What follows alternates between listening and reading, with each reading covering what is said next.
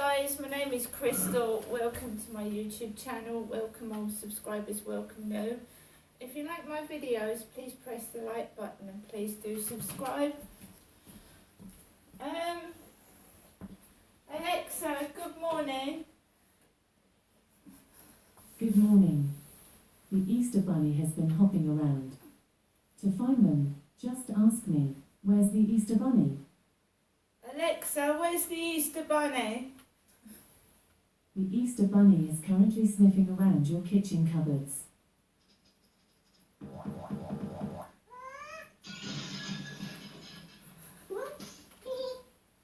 Uh-oh, you'd better go and check what just happened. It's alright, my Easter egg is on the kitchen table. Right guys, Alexa, celebrity birthdays. Today's famous birthdays include American actor Robert Downey Jr., American actress Natasha Lyonne, American actor, comedian, black man, and television host Eric Andre, English-Australian actor Hugo Weaving, and American comedian, writer and actor David Cross. Right guys, so the sunshine, brilliant sunshine this morning outside my flat in Corey's Road, Rochester. Brilliant sunshine. And my mum Jennifer's just rung. She asked me if I'd like to go up and see my mother today. Jennifer is my mum. So my mum's rung. She was all out of breath on the phone. I said, why are you out of breath? She said it's her age. And she's 76 at the moment. So she called me at 9:15 this morning. I had 2 messages off of Facebook dating.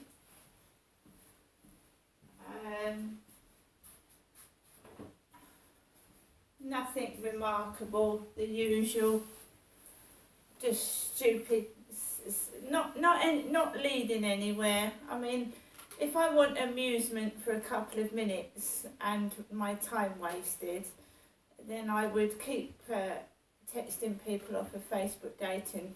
But, you know, I've got better things to do with my time. When I was at Lansdowne Court, I was always on the phone, and it was controlling my life, basically. We had this chap called Michael Mackenzie. Obviously Scottish, he was Michael Mackenzie, that's what he called himself. And I first listened to Michael Mackenzie 6-7 years ago, maybe longer than that, Lansdowne Court, and I picked up the phone and he said, my name's Michael. He said, I said I was Crystal, and we struck up a conversation. And he said, I'd like to come and see you, Crystal. He said,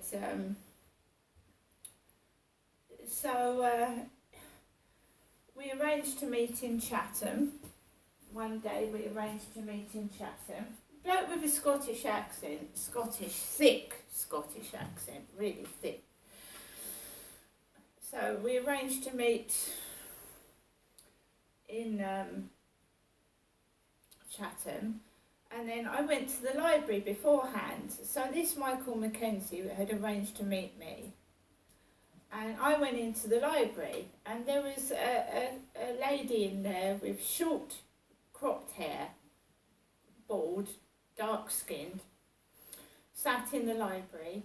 And this always involves food and eating. That's why they did the takeaways, whoever it was.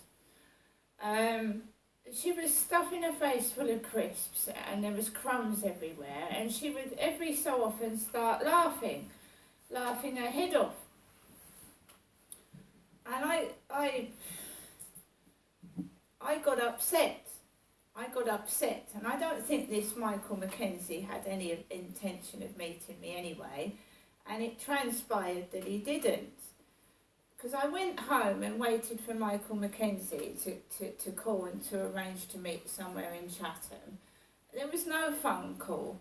There was just this bored coloured lady in the library, very, very vibrant and eating, stuffing her face full of food. And I got upset. 2 weeks later, Michael Mackenzie rings, 2 weeks later, and he says, "Oh, sorry, Crystal," in his thick Scottish accent. I'm sorry I didn't meet you. I fell down the steps of Waterloo railway station, which is in London, isn't it? Waterloo. ABBA sing about it. And I've got my leg in plaster. So I said, "Oh, okay, sorry to hear that." And I just got on with my life. And he became a nuisance, this Michael Mackenzie. He started to become a nuisance. He would start ringing me every couple of days, and I would be walking out of Lansdowne Court down towards Tesco, which is now gone. Go Camping's there. And he would say, "What are you doing, Crystal?" I said, "I'm going shopping." And every time I went out my flat, I would get a phone call, and I sometimes would start to feel ill and have to go back home. And then something happened where I said, "Look, I've had enough of this." And then a few weeks later, I got a call. "Hello, Crystal, my name is Robert."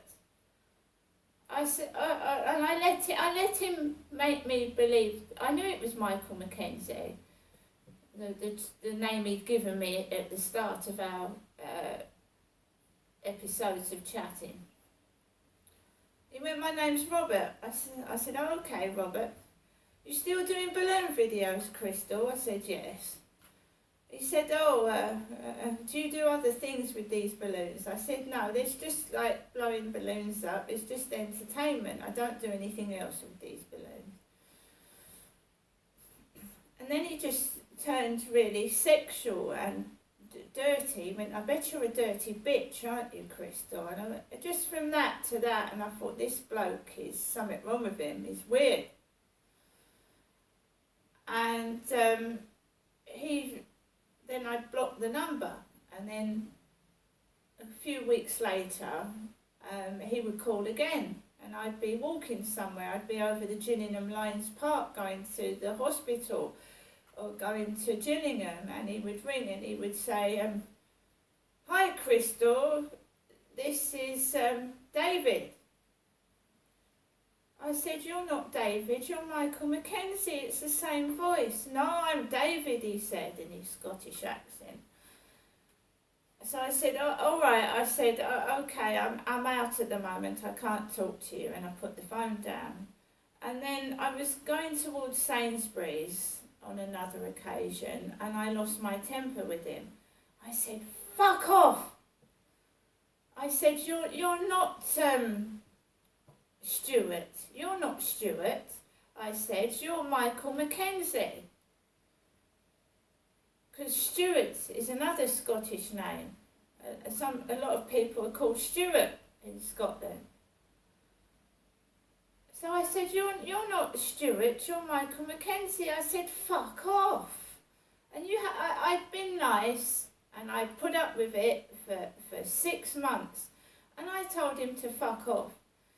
And he went. But do you believe it?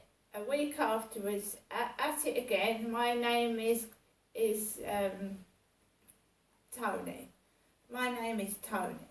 I said, and I just got rid of that phone completely, and he disappeared. But he was Scottish. He was a Scottish bloke, thick Scottish accent. He was very, very cruel as well, because I was on my own one New Year and New Year's Eve, and he turned around and he said, "What are you doing New Year's, Crystal?" "I'm out celebrating. I've got someone in my hotel room right now." I went, "Oh, have you?" So he upset my New Year, you see. So this is going back almost 8 years. This Mackenzie has been a bit of a nuisance, but I obviously just lately I blocked him out of my life, this Michael Mackenzie. but he was a real nutcase, a real psycho and a filthy-minded person. But it was a bloke's voice, it wasn't a woman. So I've had that. So it's very possessive. Where are you? What are you doing? Where are you going? It progressed on to other people that started behaving when I met them with Michael Mackenzie's attitude. There was a guy I met, balloons are balloons. I don't do, balloons are entertainment. I blow up balloons, they're like for birthdays, parties, like vibrant colours. There's nothing sexual about a latex balloon until you go onto YouTube and you find out what some women are doing with balloons. And it never entered my head to use balloons in a sexual manner. But some men like to turn everything into sex, don't they? Everything and anything into a sexual thing. And it's like some men read a porn magazine and think, oh, I'd like my wife to do that, I'd like my girlfriend to do that. And when the wife or girlfriend doesn't want to do it, some men go and look for it elsewhere. Or every time their wife is down the shop or doing something, they're in the bath mucking around with their phone and trying to find a woman that would do these things that women do in porn magazines and in porn films. And of course these women get paid. They're only doing it because they get paid vast amounts of money. I don't think prostitutes and some porn actresses would do that if it didn't pay well. And it's also, you can be famous in the porn star world, can't you? So-and-so big tits, Fanny Albright, you know what I mean? They have famous names, but in the porn world related to porn. Because there was a coloured guy with an enormous dong. Was he Omar or something? He was well known in the porn world for having the biggest penis. So you can be famous in the porn industry, the porn world, right? And believe you me, sometimes when I went up to the Medway Maritime Hospital and when I've had my smear tests, the things that the female nurses have asked me to do haven't been normal for a smear test. And I've gone in for an ECG and they've described my breast like they're talking out loud to somebody. Oh, Crystal, haven't you got pendulous breasts? Crystal, aren't your nipples big? And that's not something you say when you're doing an ECG on somebody that's come in for a suspected heart attack, is it? You don't go, oh, Crystal, you've got pendulous breasts. Crystal, you've got big nipples. In a doctor-patient, nurse-patient environment, do you? That's not something you say. I don't know what's been going on, but I know that I haven't been medically treated properly with my teeth, with things that have gone wrong with my body. When I gave birth to my children, I haven't been treated with respect. I haven't been treated as like a patient. When I gave birth to my first son, the nurses were talking to me like I was a piece of shit. They used a student nurse to give me an epidural in my back, and I was paralysed for hours afterwards because they had done it wrong. They used a student on me. And I couldn't feel my legs for literally hours afterwards. I couldn't stand up or feel my legs. Also, this has bugged me for years. I lost a lot of blood with my first son. He had complications and he turned out to be seriously ill, and I was treated like shit. I was bleeding everywhere and I thought I was going to pass out in my hospital bed because I had to stay 3 nights in Gloucestershire Royal Hospital with my first son because it was a long labour, it was 12 hours and I bled a lot. And this suited woman comes out of the doorway and she starts shouting at me, "Your baby's crying!" And I'd called the panic button for a nurse for help before this officious, nasty woman came out yelling at me. I'd called the panic button for help. She went, "Your baby's crying." I went, "I've just called the panic button." "Aren't you going to change your baby?" I said, "I've just called the panic button because I thought I was going to pass out." "It's disgusting," she said, not changing your baby." I couldn't move. I'd lost a lot of blood. Next thing you know, a nurse comes out. She said, "She's quite right. She's just called the panic button. I've been a bit slow in reaching her." That's how I get treated, like a piece of shit. "Aren't you going to change your baby?" And it's been with me all the way through my life. My father was harsh with me. My father used to beat me. My father was abusing me.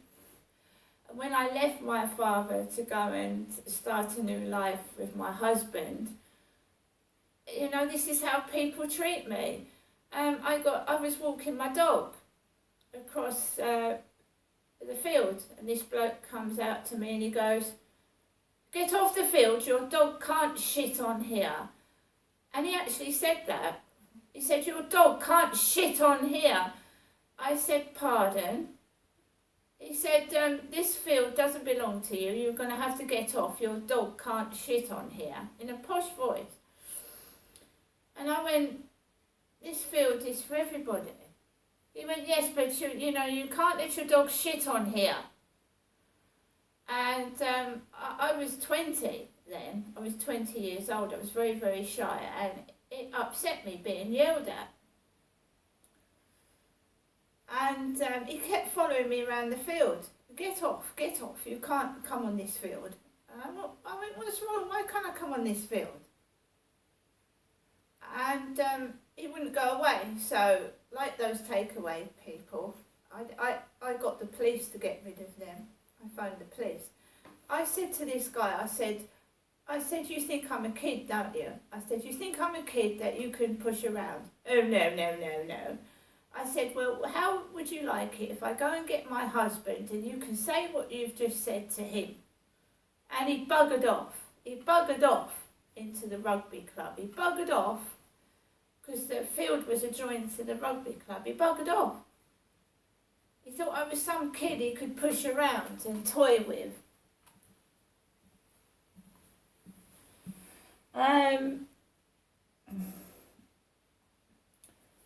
So this has been going on since I was a kid, being yelled at, shouted at and being made fun of. It's nothing new to me, but I'm 54 years of age and it's about time this person packed it in and grew up and left me alone. Now I've got to go and visit my mother, who seems to think that it's funny. This is all funny, because she was on the phone this morning talking as if nothing has happened. Like, I do believe my mum knows some of what's going on and who's doing it. And my dad didn't apologise when he died. He didn't apologise for what he did. But him dying made me see the light. And all I'm saying to my mum is if she knows something, then she should let me know. I'm not 2 years of age. I need to know what's going on so that I can sort it out. I'm an adult. I'm not 2 years old, and I don't like being ordered about and shouted at and treated like shit at the age of 54. when half of these people are doing it to me are a lot younger than me and haven't been on this planet as long as I have, and it's disrespectful. See you later.